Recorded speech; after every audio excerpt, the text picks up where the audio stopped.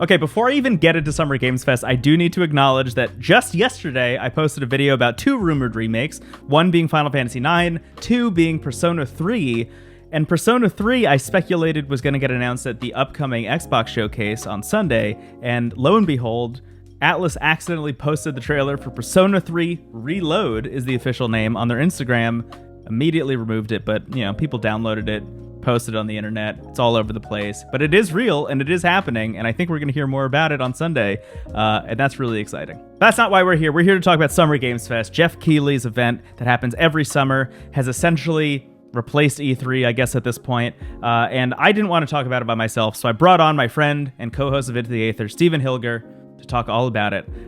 One thing that should be noted, we didn't record with the video on, so what you're going to see instead of the two of us talking is the demo of Lies of P, the Pinocchio-inspired, Dark Souls-inspired action RPG that now has a demo that got announced during Summer Games Fest. Enjoy the recap and enjoy Pinocchio.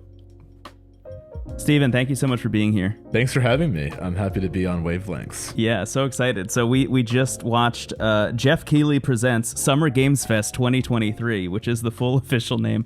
It's not. And you and I wanted to at least hop on the mic. We usually, after big events like this, will record more recently at least, like patron bonuses for stuff like this, or if it's like really unhinged, if something is like absolutely wild, then we'll record what we call a leakage episode of Into the Aether, and release that. But this one is kind of in a weird spot. I don't know how you felt about it overall, but it's like it was kind of subdued. It was like kind of a subdued event. Yeah, I thought it was pretty good. I definitely there have been some Summer Game Fests where like I forget why I'm even watching it. Like I'm like, what was I even excited for? Like why did I sign up for this? This is not one of them. I think it opened strong and ended strong, which is kind of all you need to do for an event like this. That's true. There were some really bizarre moments, but that's kind of why you're there too. Like I feel like there's a little bit of like a peanut gallery vibe. You are there for for fans of Final Fantasy VII, here's a DoorDash gift card experience, which was unreal.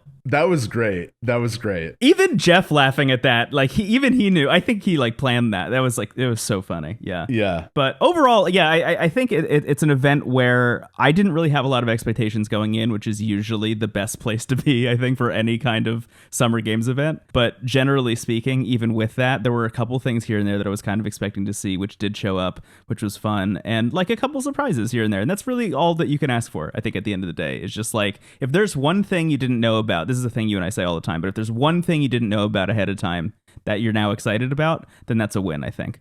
Totally. I feel like I was up until 2 a.m. playing Street Fighter 6, and then I thought about playing Zelda, and I'm like, I'm good. Like I'm set for the foreseeable future. You can show me like just a picture of Cloud and it will say someday in good font, and I'll be like, yeah, that's enough. Like that's all I kind of needed. That's all the information I needed. Thanks, Geoff. Let's just get into this stuff. Let's get into it. Yeah. So we picked out some things that we thought were exciting. We're not going to talk about everything because honestly, not everything I think is exciting enough to talk about. I don't want to talk about fucking Pal World, like, what if Pokemon had guns? I don't need that in my life. Thanks, though.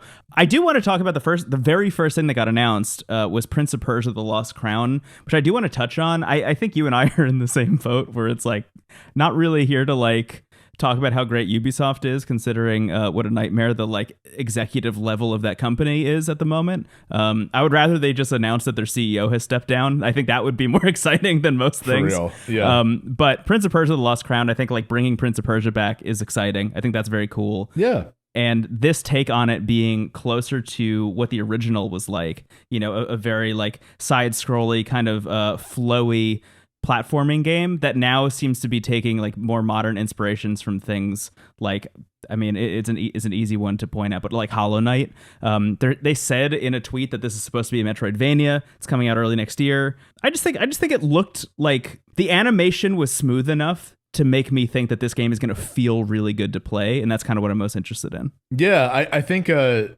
central mechanic of this series kind of being reversing time is inherently a cool one, and is also like, that is something we see pop up every now and then, but it's never been like fully iterated on, I mean, it's kind of in Zelda with the recall ability, and like, Braid did a similar thing, but I think in the context of a Metroidvania, I think it has a lot of potential. So I'm curious about this. I don't know if I was sold by the trailer, but I definitely am curious and want to know more about it. Yeah, I think there's been ongoing rumors for a really long time that there is an upcoming like remake of Prince of Persia. Like there is a new 3D Prince of Persia, like Sands of Time remake, hypothetically. So when I saw the Prince show up, I was like, oh, it must be that, I guess. But it being a complete swerve and being this, I think it was actually kind of intriguing and a cool way to start the show. But the next thing is the thing that they announced was going to happen in the show, and I was excited to talk to you about specifically, which is Mortal Kombat 1. We finally got gameplay for it, and a release date. I don't know if we knew that already, but it's September 19th, 2023. Yeah, I'm getting even more excited for this. Like I've mentioned this before, but Mortal Kombat is a series that I like. It's not on the same level as like Street Fighter, or other series for me. But I'm always like happy to go back to it whenever there's an entry that kind of pulls me back in. Yeah. And this just seems like so clearly the one that they want like new and old fans to like come back to, you know? Mm-hmm. I mean, it's also funny because it's like this is not the first time they've just been like, whatever, new universe. Like, because Mortal Kombat 9 was just called Mortal Kombat. Mm-hmm. And that was like a retelling of 1 through 3. It was almost like Tony Hawk Pro Skater 1+2 in a sense, but Mortal Kombat. I guess if they said Mortal Kombat 1+2+3, that would not have the same ring to it. But I feel like I've heard great things about 11, and I feel like this series has really leaned even harder into the camp of it all. Yeah, and that makes it much more inviting and fun, in my opinion. Like I'm not really that like I don't do well with gore, but I feel like it's so far removed in the more modern Mortal Kombat games that it's like just Looney Tunes level of violence, you know? Yeah. And seeing like how it actually plays. I mean, I don't know why, but I haven't played the Injustice games, but I hear such great things about them, and it feels like, you know, if Mortal Kombat 9 was Mortal Kombat kind of re-entering the fighting game world as like we're gonna be on the same level of like as competitive of a game as like Street Fighter 4. Mm-hmm. It feels like it's really cool to see the evolution of this series, like from Mortal Kombat 9 to 10 to Injustice and then 11. It feels like they've really like figured out like the best version of Mortal Kombat just based on what we've seen. We'll see how it is. But I'm really excited to check it out in a way that I wasn't really expecting to be excited about it. I think what's going to be really interesting is how much of an on-ramp it is for new players, right? Like Street Fighter 6 is a game that you and I are loving and talking about a lot. And that's a game that has a really clear on-ramp for people who are like new to fighting games, period. Not just people who are new to Street Fighter. And I'm wondering how much of an on-ramp this game is going to have. And I also wonder if that'll be like a death knell for the new Tekken, for example. Like, is Tekken going to come out and be like, hey, do you already love Tekken? Then here's another Tekken. But like, what if you don't? Like, I don't know if the Tekken team was so aware of how much competition they were going to be facing this year. You know what I mean? Yeah, I could get. I mean, who knows? And I would love to see Tekken also kind of take this approach. But I do wonder if that's going to be like you're already in the club. Here's another one kind of thing. Right. Well, speaking of Street Fighter, actually, the next thing that was announced that we want to talk about was the crossover with Exoprimal, which is the new Capcom IP where you fight a bunch of robot dinosaurs, or you're robots who fight dinosaurs that fall through a portal into a city. Yeah, it's like weirdly kind of a Musou game, I feel. Like the footage we've seen of it has that feeling to it, but with dinosaurs. Yeah, it's like what if Earth Defense Force had a really high budget and was dinosaurs instead of bugs? Honestly, Brendan, you saying that has made me excited for this game. Like, anytime they advertise Exoprimal, I'm like, is this going to be like the stinker that breaks Capcom's recent chain of like hit after hit after hit? Right. But now I'm all in. And I'm also like, on a certain level, I'm just really happy that Capcom is producing something like that. It's such a wild, weird game. Yeah. Like, just in concept. Why not? You know, why not? Like, if you're having all these, like, you know, all these really great entries in very established series, why not kind of take a risk on the side if you have the resources to do so? Yeah. But I think this is kind of exciting. I mean, this is to me, this really reads as like Street Fighter 6 taking a bit of a Fortnite approach to like cosmetics. Well, this is the other way around. This is Street Fighter people showing up in Exoprimal specifically. Oh, is it? Yeah, I thought it was. Okay. It's confusing because I had to I literally watched this 2 times after the event again so I could get a better understanding of it. But it's like a robotic Ryu and Guile showing up as, I think, playable characters in Exoprimal. Oh. But it does kind of raise some questions if it will go the other way also, if they're gonna have just like Capcom crossovers all over the place, because I would love that, because you and I were talking during the event how fun it would be to get some kind of Dragon's Dogma DLC in in Street Fighter, but also getting Dragon's Dogma DLC and Exoprimal, or Street Fighter and Exoprimal DLC in Dragon's Dogma 2. Like, all of that is exciting. No matter what they choose to do with that, I think it's all exciting. I want to pawn Ken, right? But if Exoprimal becomes the Super Smash Brothers of Capcom instead of Street Fighter, that would be very funny to me. See, my read on it was, I thought it was like there's a Exoprimal event in Street Fighter and you're gonna get like costumes and stuff in that time. That might be it too. You might be right also. Yeah. And then there's like another thing later. We'll find out. There's so many question marks around Exoprimal. We'll all find out together. Yeah, June 12th is when Capcom is having their own event, and Exoprimal is one of the games that they're gonna focus on. So we'll have some better idea at least. It's really great. Like, I'm so happy that all these franchises at Capcom are like, I'm just like, it's really beautiful to be playing the Dreamcast and also seeing all these series alive and well, like today. Yeah. It's like I'm seeing like two kind of golden ages of Capcom, which is really fun to witness. Absolutely. Yeah. Next up is a game that I'm really, really, really excited for you and I to play a lot of on stream, which is going to be Remnant 2. Yeah, I can't wait for this. This is a game where we didn't have a release date for a really long time. They just kept saying this summer, and like, hey, it's June. It is the summer. We're talking about Summer Game Fest. Like, we're in the summer. When is this game coming out? The solstice technically hasn't happened, but I they're know waiting for the June solstice. Is summer. If any game is waiting for the solstice, it's Remnant 2. Yeah. This game is coming out July 25th, which is exciting. They showed off a bunch of new worlds. They showed a bunch of multiplayer, which is fun. Some of the co-op.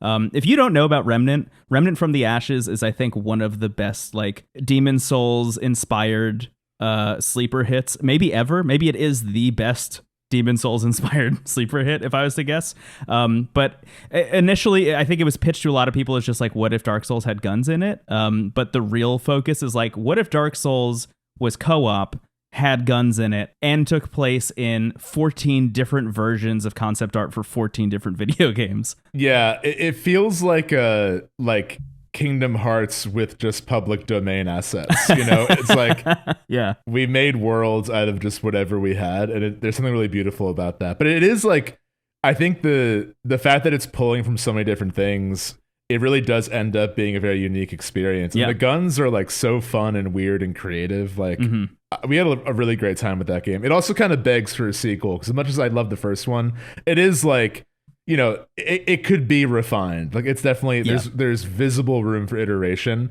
So I'm really excited to see what the sequel does with what they set up. Yeah, what was interesting was, I think that was a really common refrain about the first game, and the studio that was making it was planning on making like a really huge DLC thing for Remnant 1, and eventually was like, you know what, scrap it, start from scratch, Remnant 2. This is just a sequel, yeah. And I think if they're gonna build a bunch of stuff on top of anything, it'll be Remnant 2, which I think is a smart move. I'm so excited for that game to come out. I'm so excited about it. Up next, Sonic Superstars, which is wild. I mean, it's Sega taking, I think, a pretty big swing in terms of art direction. You described it as having like a Link's Awakening kind of look to it. Yeah, it has a little bit of like a toy box look, which I like. We were talking about how it at least based on the trailer, the animation of the characters running feels a little bit off. Yeah. But aesthetically, I think it looks really nice. I mean, it's kind of weird to like have only recently got into Sonic. Because of the murder of Sonic the Hedgehog? Because of the murder of Sonic the Hedgehog. And also we played Sonic Mania somewhat recently at Into the Aether. And I loved that. So I'm excited to see how this is. I'm not like super invested, but it's also like having the 4-player co-op kind of be like front and center in the marketing. I kind of read this as like more of like a party game approach to Sonic, which is great. So, I'm excited to see how this shapes up. Yeah, actually, I'd be curious to check and see if that's 4-player local co-op or online co-op also, because I think if it's online, then I'd be probably more compelled to maybe check it out. Sure. But we'll see. Up next is Lies of P, which if you're watching this video on YouTube, if you're not listening to the podcast version of this, you're watching this on YouTube or Spotify, you are looking at the demo of Lies of P, which is available. I don't need to hear now. about it. I can see it. I'm looking at the lies right in front of me. Yo, when the game is loading, it says lying instead of loading. Oh my god. It says lying game. Our friend Will, we were watching this together in a call, and our friend Will said this game is gaining me and losing me at like light year speeds, basically. And that's exactly how I feel about it. Like it's such a not to be mean, it's such a silly idea that I'm like already kind of intrigued at the pitch of like a Pinocchio Dark Souls game. Yeah. But I have to say, like, a lot of the character design, a lot of like the monsters and all that genuinely look really cool. And I think they've kind of nailed like a sort of Pan's Labyrinth approach, like a dark fairy tale tone. Yeah. And that is like, I think, a really cool style of setting to explore in this type of game. I just find some of the stuff they showcase in the trailer feels like a little derivative of like Bloodborne to me. Yeah. Like, and like I can kind of forgive that because it's clearly wearing its influence on its sleeve, but like I'm not picking up any sense of self-awareness or humor. And like even Elden Ring has like a little bit of a sense of humor about it, you know? Right. I feel like if you don't have any shred of humor or self-awareness with Lies of P, it's hard to take seriously. Yeah. And that's kind of where I'm at. I'm very excited to see how it is, and I will probably check it out, but I truly can't figure out how I feel about it. I'll also add though, I'd rather see 8 Lies of P-esque games than like another generic thing. Like I'm glad they're like going for it. Yeah. So I respect it kind of inherently for that reason. Here's the thing. So I have played the demo, which is the footage that is on screen right now. I can't wait to hear about this. And I will say that it is a extremely competent Bloodborne clone in a lot of ways. Like I think like mechanically it feels actually surprisingly really good. I think everything that you touched on in terms of like the world design, the art design, all of that really holds up. I really love at least the opening area that you explore. I love the enemies you're fighting. They're all these like mechanical puppets who have come to life and have become evil. All of that stuff is really cool, but I don't have a sense of like really what this game is trying to do outside of being like Bloodborne but as Pinocchio. Like that is the pitch, and that is the entirety of the game as far as I am aware at the moment. I am willing to give it the benefit of the doubt when it comes out. Sure. But at the moment, I just am like, yeah, it's cool that a studio is looking at Bloodborne as inspiration, I guess, instead of Dark Souls. Because I feel like a lot of the Souls-esque games we get are based on, more Dark Souls than Bloodborne, which everyone is constantly clamoring for Bloodborne 2, so might as well have one about Pinocchio, I guess. Careful what you wish for. Up next, Sandland, which you and I both didn't know about when this got announced, but it's a manga by Akira Toriyama, famous for Dragon Ball specifically. Also, all the design for Dragon Quest. Maybe the best franchise of all time. I did a bunch of research about this. This is a manga that only had 1 volume total. It only went for like a couple months in the year 2000. But it's also getting a movie this year. But this is just like, I don't know. Like, I don't really know what to think about this game because I feel like we didn't really see a lot of the game. It was more like, you and I were sitting there being like, is this Dragon Quest? I have no idea. And then it wasn't. We're like, oh, Sandland. Okay, cool. Sounds good. Can't wait to like learn anything else about it. It seems to be kind of like a open world action game. Like we did see some of the combat and stuff, and it looks beautiful. It must be difficult to translate Toriyama's style into 3D, and I'm like constantly amazed how well they did it in Dragon Quest XI. Yeah. Here it actually does kind of have almost like a 2.5D effect where it kind of looks more like the manga style, but it is in a 3D environment. Yeah, it looks a lot like Blue Dragon on the Xbox 360, which is another Toriyama art-directed game by Sakaguchi and Mistwalker. Yeah, I don't know. I'm excited to get any more information about Sandland. Like, I just, it looks cool. If Toriyama's on board, that I'm in, really, is absolutely kind of where I'm at. Up next is one that I know you're really excited about, which is Baldur's Gate 3. Oh, yeah. All we really learned about this was that Jason Isaacs is in it as one of the villains, which is funny. Geoff Keighley announced this as like, there's a new villain with a familiar voice. And I was like, oh, okay, here comes the stunt casting. Everyone wants their Keanu Reeves moment. Summer Games Fest had their Nicolas Cage moment earlier in the show, which we didn't even talk about. But I was like, okay, who's the next famous person that they put in Baldur's Gate 3? And then seeing it was Jason Isaacs was like, oh, no, that's just good casting, man. Like, that's not even like stunt casting. That's just good like, he has a great voice for this shit. Absolutely put him in this video game. Yeah, I'm just so excited for this. It comes out in August, and I'm also at the perfect place because I feel like I only recently saw the truth about Divinity Original Sin 2 and like have fallen in love with that game. Right, yeah. And I mean, my whole, like, I played a bit of the early access of Baldur's Gate 3, and my initial feeling was like, this feels like what I want Divinity to be. Like, my initial playthrough of Divinity Original Sin 2, I felt a little bit like I was constantly being told no. Like, I was always on fire. I was always being told I have to find something else. Yeah. And like, That's still the case, but I feel like that game really benefits from going in with like a little bit more knowledge. Like I'm really enjoying my second playthrough much more. I just think Baldur's Gate is so clearly picking up the BioWare baton. Like I feel like I'm almost a little bit nervous for whatever the new Dragon Age is. Not to pit them against each other, but I just feel like what I'm seeing from Baldur's Gate 3 is like what I want from the next Dragon Age. You know, so I'm really, really excited for this game to come out. Me too. I'm almost more excited to I'm excited to play it myself, but I'm more excited to experience it via you. Like I feel like I feel like even if I don't get as into it as I want to, like I know that you're going to, and I think that that's going to be like an infectious high that I'm excited to live vicariously through. Up next, really excited, Like a Dragon Gaiden, The Man Who Erased His Name, which is a new game in the Yakuza franchise, Yakuza having been renamed in the West to Like a Dragon. This is coming out November 9th for all platforms. It's Kiryu, except he's removed his name, hence the name of the video game. And he seems to be like a spy. There seems to be some kind of like espionage thing going on. And also maybe he has telekinesis and superpowers. I don't fully understand what I was watching, but I'm on board for whatever it is. I just feel like at the point that you and I are at now with this franchise, it's like you announce a new one, you and I will play it. I don't even need any more information than that. Like I don't care who's in it. I'm going to see some familiar faces. That'll be great. Yeah, the track record of this series is like second to none, honestly. Yeah. Like I haven't played all of them yet, but like I feel like even the weaker ones, people are like, this is still like an all-timer, but it just didn't make me cry quite as much as these two, right? You know, yeah. or whatever. Yeah. But yeah, whenever Kiryu shows up now, I gasp. Like he just has that star power that you want a protagonist to have. I want Kiryu to show up in a fighting game. That's the thing I keep thinking about. Yeah. I'm actually kind of amazed he's not in Smash. Although saying that out loud, why would he be in Smash? Why not though? That's true. Why not? Up next is a game called Lysfangha, the Time Shift Warrior, which had a really beautiful animatic. As soon as the animatic ended, it just looked a lot like Hades, kind of, without the like kind of more art-directed, almost cel-shaded energy that Hades has. It looks like a kind of halfway point between Hades and Diablo in a lot of ways, in terms of its art direction. I think initially I was a little bit underwhelmed by what this game was going for because of the hard whiplash between the cinematic and the actual gameplay.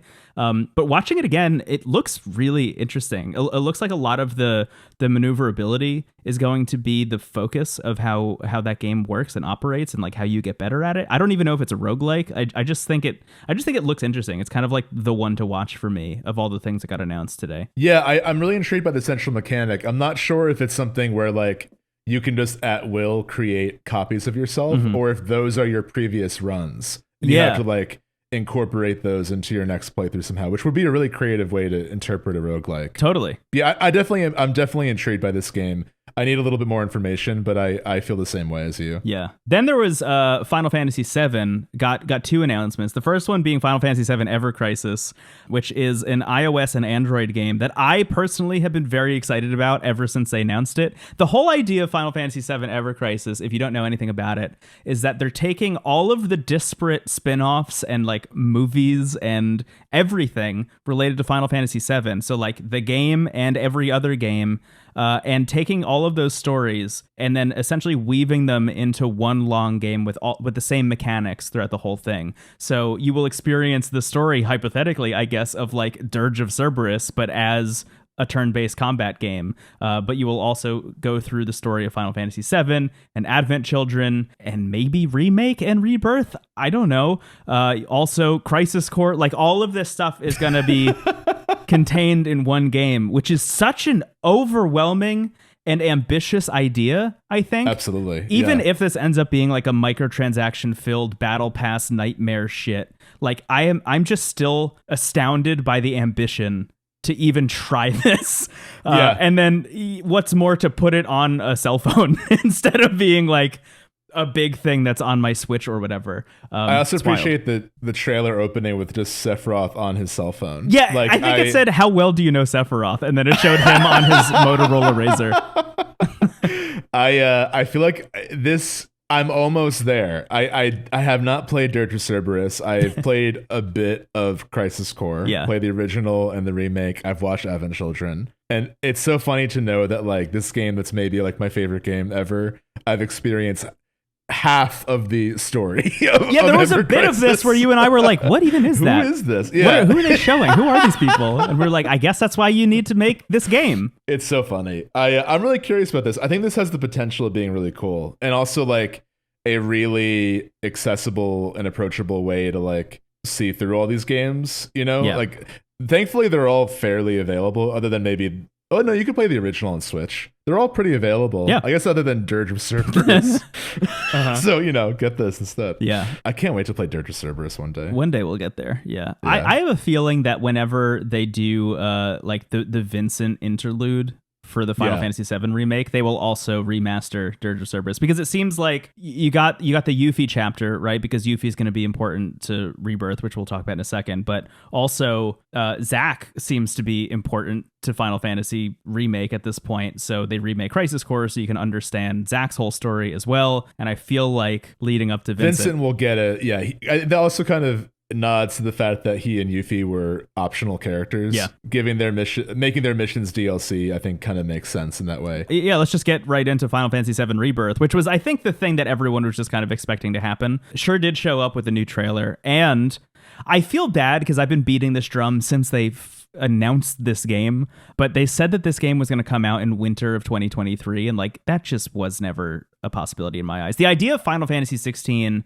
and Final Fantasy VII Rebirth coming out in the same year is like, that could either be the best fiscal year Square Enix has ever had, or one of those games is going to slip. Yeah, right. So they announced that this game is coming early 2024 now, which is I still soon and still exciting. Don't get me wrong, but this trailer was amazing. They showed pretty much everything I wanted to see from a trailer for this game, considering, and I guess light spoilers for Final Fantasy VII, kind of. The way the game works is you have the entire opening in Midgar, which is what Final Fantasy VII Remake is all about, and then Cloud and party then leave Midgar, and the world opens up and you can go travel and visit other towns and stuff. But Final Fantasy VII Remake was just the Midgar section. So the big question was like, okay, you're going from this, enclosed, highly detailed city to now an open world, quote unquote, where you can visit a bunch of towns and take on side quests and like explore kind of to your heart's content. And that's a very different kind of game than what Final Fantasy VII Remake was. And I've been really curious about what that was even going to look like. And we got a pretty good glimpse of that this time. Yeah, it's kind of taking the open world approach. Based on what we've seen, I would guess it will be open world in the way Dragon Quest XI is open world, where it's like a lot of kind of going from town to town, and like early on there really isn't a ton of like, paths to take, but like you kind of get more freedom to travel as the game goes on. I mean, that's how the original is paced, at least. Like when you leave Midgar, you have this feeling of openness, but you can only go to Comtown or Chocobo Ranch. Or I know there's a few places, but like, it's still a very linear game. It just feels more open, and then eventually it is fully open once you have the airship. Right. My big thing was like I loved the remake. We have many episodes about it. Without spoiling the remake, I was wondering like, okay, like is the next chapter gonna be just beat for beat like the next part of the game? Especially because like you said, they kind of blow up Midgar a bit. Where like Midgar is the first like 8 to 10 hours of the original, and the remake is like a 30-hour RPG that's just in Midgar. I actually do think that really paid off, because I do think even though Midgar is shorter in the original, it is the first act by all means, like of the story. Yeah, we've replayed the original somewhat recently, and I was like, man, there are so many beats of this story in the early world map chapters that I like need to see in the remake verse. Yeah. Like I don't want it to be one-to-one, but I just need them to cover some of the same ground. And I feel like they definitely are. Like what we've seen in this trailer shows like very iconic moments in the first disc of the game, but also a lot of new stuff. And I think what we talked about with Remake when it first came out was we kind of said that game is like a third one-to-one, a third like this happened in the original, but they're like tweaking it or changing it or like kind of giving it more meaning. Or this is entirely new, like Roche, our favorite mullet motorcycle guy. So I feel like if they keep a similar balance, I think that's like perfection. Because I think like, while I really do think that the remake games benefit from taking their own direction with the series, I selfishly want to see like I want to see Gold Saucer. I want to see Calmtown. I want to see Chocobo Ranch. Yeah. You know, and I'm really excited. I think the open world will actually help the game, because the pacing of the first part of the remake is a little bit weird when it comes to side quests. Totally. Because like they'll be like, hey, welcome to this sector of Midgar. For story reasons, you can never come back here. So do all the side quests now or never again. Yeah. And also places that were meant to be pit stops in the story become hubs for the story. Right. Instead, they become like, they're kind of the opposite of what you're saying. Like there are certain areas that are supposed to be places that you just see for 5 seconds, like for a cutscene and then move on, that they've now turned into like hub cities with 15 side quests you have to do before you can move on. So I feel like kind of sprinkling the side quests just in the world map will benefit the game's pacing. Yeah. It's like, okay, I imagine, and this is just a guess on my part, but I imagine it will be like, do I want to, venture forth to the next town and continue the main story? Do I want to explore? Like I don't think it's going to be like fully open world the way like Elden Ring is, nor would I really want that.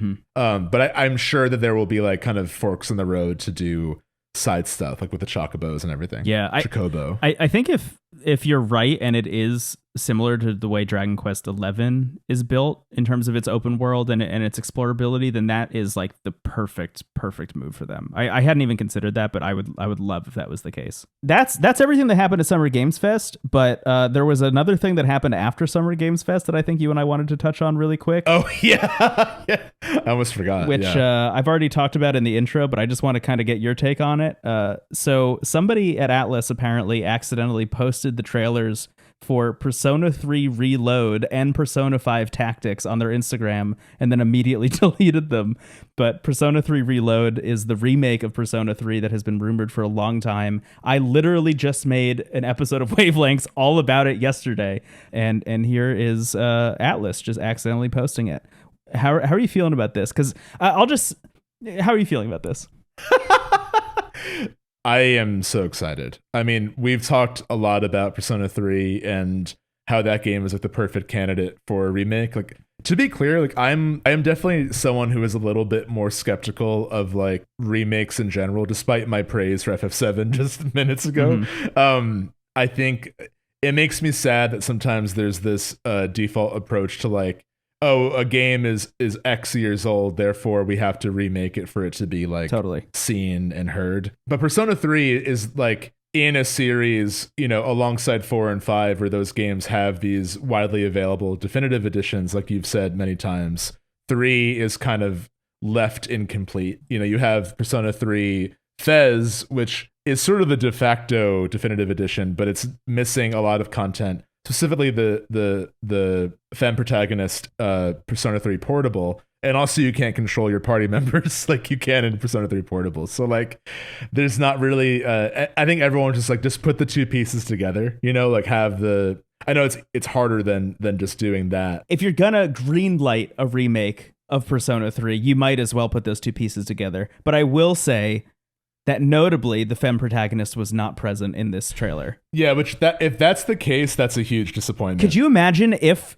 the answer stuff that they added to Persona 3 Fez also wasn't in there? Like if it's just the base Persona 3 remade, like the monkey's paw curling version of a Persona 3 remake. I still think that even if it's just the base game remade, I'm still happy that that's happening, but that would be very disappointing if those two things were absent. The thing I'm wondering is, are they pulling a Persona 5 Royal where like you have to beat the game in a specific way to get that content, Right. Like maybe that's why, that might be a wishful thinking on my part, but I'm just wondering if that's like the reason why it wasn't in the trailer. Steven, the worst ever version of this that just popped into my head, and the most Atlas thing I could think about, is that they release Persona 3 Reload, and then there's some kind of definitive version of Persona 3 Reload that then adds the answer and the femme protagonist. Yeah, I all this to say, I think the ability to play Persona 3 in a sort of more modern Persona way, because you like Persona 3 is still playable. Like you can still enjoy the game. I played through all of Fez and had a wonderful time with it. But I just think I think it's worth giving people a more modern and accessible version of it, because I think it's the one. It's not. I don't think it's the best of the three, but I think it has the most to say. And I think like the structure of Persona in general, it's the game that established the calendar system and the S-links and all of that. Right. So like we owe that all to Persona 3. But like all of that is in service of its central theme of life and death. That game's finale is like one of my favorite like wrap ups of a game ever, and I'm just really excited for more people to see that, because as much as I love 4 and 5, I feel like when you beat those games, you're like, oh man, I love my friends. But when you beat 3, I genuinely think you'll have a stronger appreciation for life, which is like wow, a lot to say about any piece of art, you know? Yeah. Like, oh, I'm so excited. I'm so excited. It's really good, and I also think it might have the best soundtrack.